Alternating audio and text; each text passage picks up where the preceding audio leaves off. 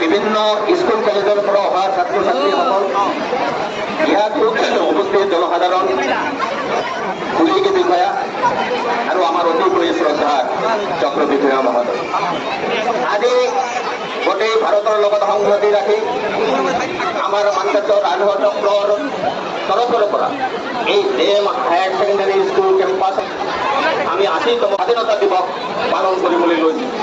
এই চেগতে গোটেই ভাৰতবাসীক মই ৮০তম স্বাধীনতা দিৱসৰ ওলগ জনাইছোঁ, লগতে শুভেচ্ছা জনাইছোঁ। আৰু আমি শ্ৰদ্ধা জ্ঞাপন কৰিছোঁ সেইসকল বীৰ সৈনিকক, সেইসকল দেশ প্ৰেমিকক, যিসকলৰ তেজৰ বিনিময়ত অৰ্জিত আমাৰ এই স্বাধীনতা। আজি আমাৰ প্ৰতিজন নাগৰিকৰ কৰ্তব্য আমাৰ এই ভাৰতৰ স্বাধীনতা অক্ষুণ্ণ ৰখা আৰু এই দেশক দিনক দিনে প্ৰগতিৰ ফালে আগুৱাই লৈ যোৱা। আজি এই ত্ৰিৰংগাৰ পতাকাৰ তলত আমি শপত গ্ৰহণ কৰা উচিত।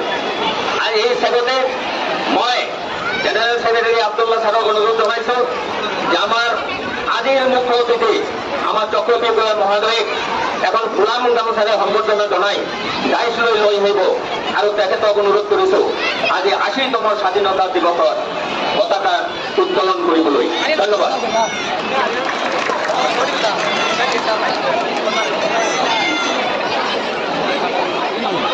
এতিয়া আমাৰ পতাকা উত্তোলন কৰা হ'ব। উত্তোলন কৰিব আমাৰ শ্ৰদ্ধাৰ মানকাটৰ ৰাজহুৱা চক্ৰৰ চক্ৰ বিষয়া মহোদয়, আৰু ইয়াৰ পিছত প্ৰেজেণ্টেশ্যন হ'ব বৃক্ষৰোপণ